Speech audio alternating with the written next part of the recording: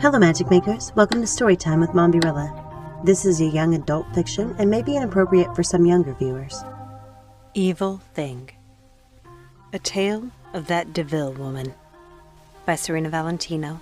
Copyright Disney Enterprises Incorporated, 2020. Chapter 5, Part 3. Home for the holiday. My room was exactly as I remembered it, and they had set Anita up in the Rose Room right across the hall from mine. The room I had come to think of as hers. "Miss Anita, your bags are in your usual room across the hall, if you'd like to get settled," Prickett said briskly. "I will be there in a few moments to help you unpack after I've helped Miss Cruella." Anita smiled. "Thank you, Miss Prickett," she said, going off to the Rose Room. "Miss Prickett, how would you feel about being my lady's maid? Of course I would have to speak with my mamma when she gets home, but I wanted to hear what you might think before I do." I was so hoping Miss Prickett would agree. She had been with me since I was quite young, and even though I found myself annoyed with her at times, I couldn't imagine a life without her. It made sense to me to ask her to be my lady's maid. It was a natural transition. Who else would I trust but my old governess for such an intimate position? "Well, Miss Cruella, your mother did mention that you are too old for a governess, and asked if I would like to stay on as a lady's maid and companion," she said, smiling. "I was so hoping the news would please you." "Oh, yes, of course it does. I'm so happy the idea agrees with you. Though I don't think I could bring myself to call you just Prickett. I've been calling you Miss Prickett for so long." Miss Prickett laughed. "You may call me whatever you wish, Miss Cruella," she said, smiling at me. "Speaking of new positions in the household, I was curious what you could tell me about Mrs. Webb. Is she settling in?" I asked. "Oh, she's settling in well enough." Miss Prickett was being her usual discreet self. She would never say a bad word about anyone. "Well, that wouldn't do. If Miss Prickett was going to be my lady's maid, then she was going to have to act like one, and that meant giving me all the gossip from downstairs. So I prodded her a little, making it clear I didn't care for the woman, hoping Miss Prickett would open up to me. "I just don't see why we need her. We were doing perfectly well before. I wonder if Jackson and Mrs. Bailey resent her presence. I know I do, the odious spider that she is." "Oh, Miss Cruella, don't speak about her like that." Miss Prickett wasn't taking the bait. I walked over to my vanity, sat down, and put on my jade earrings. While I watched the woman who had cared for me my entire life unpack my trunks, I felt a tingling thrill at putting on the earrings. I felt more like a powerful lady when I wore them, and I realized in that moment my relationship with Miss Prickett had shifted. I was no longer her charge, but she still acted as though I was. It was an adjustment to be made in small steps, and I was about to take the first step. "Miss Prickett, if you're going to be my lady's maid, then I expect to hear all the gossip. Mamma tells me she hears about everything that goes on downstairs from Mrs. Smart, her lady's maid." "Oh, I don't know, Miss Cruella." She pulled a freshly pressed dress from my closet. "This will be lovely for dinner tonight," she said, trying to change the subject. "Come on, Miss Prickett, spill the beans, I insist," I said, laughing and hoping to entice her.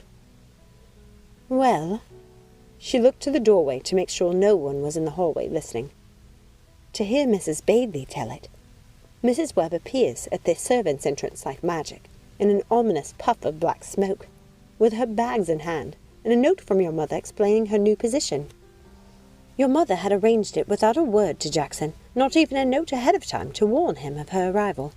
Jackson was horrified they hadn't arranged a room before her arrival. Jackson may have many talents, but as far as I know, fortune-telling isn't one of them," I said, making Miss Prickett laugh. "Well, he was stoic as ever. You know Jackson." It was fun talking with Miss Prickett like this. I felt older, more mature. And she was talking to me like an adult rather than scolding me for this or that. It was fun laughing with her. I hadn't realized she was such a funny woman. "You seem to have been spending more time downstairs," I said. "When your mother suggested I become your companion, I thought it would be best to get to know them, and I thought that was a capital idea." "Good," I said. "Gain their trust. I want to know everything that goes on down there." "You're sounding more like your mother with every moment." She looked at my reflection in the vanity mirror, a line forming between her brows for just a moment.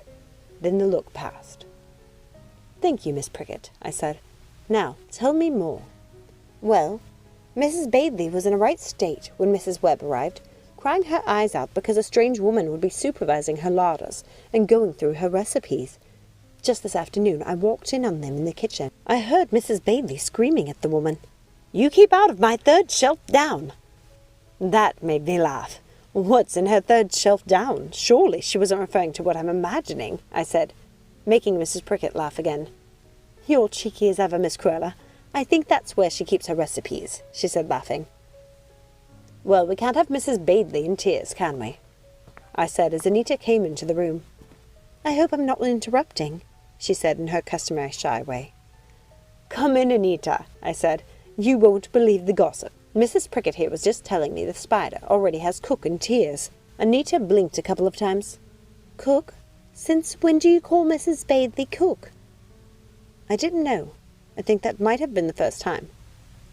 Well, she is our cook, isn't she? And that's what Mamma calls her. Anita clearly disapproved. Well, I've never heard you call her that. I bet Arabella Splatton calls her cook. By her title rather than her name. I thought maybe Anita was right. She usually was. But I was so eager to make Mamma happy with me again. She always wanted me to be more grown up like a lady. Maybe this was how I could please her. Maybe if I acted like her, she would like spending time with me. Maybe she would stay this time. Well, perhaps Arabella is on to something, I said in an offhand way, eager to change the subject. Who in blazes is the spider, anyway? Anita asked. Poor Anita. She was very smart, but sometimes she really did have trouble keeping up. I laughed. Oh, what's her name? Mrs. Webb, the head housekeeper, the stodgy, skulky creature. We met in the hallway. Looks like a spider, you remember? Anita laughed. Yes, I suppose she does look like a spider, she said. Shame on her for making Mrs. Bailey cry. Yes, I said, laughing even harder. I suppose Mrs. Bailey won't be making her jellies any time soon. Anita and I burst into giggles all over again. Miss Prickett put a hand on her mouth. Come on, girls, let's stop talking about poor Mrs. Bailey and stop calling Mrs. Webb the spider. It isn't very nice. Thank you so much for listening. I hope you enjoyed this reading. If you haven't had a chance to, please take a second, like, subscribe, ring that notification bell, comment down below, share with a friend, and check out some of the other Villain series chapters and books as well. Join us next time, and remember, let it go and keep moving forward. Have a magical day. Bye!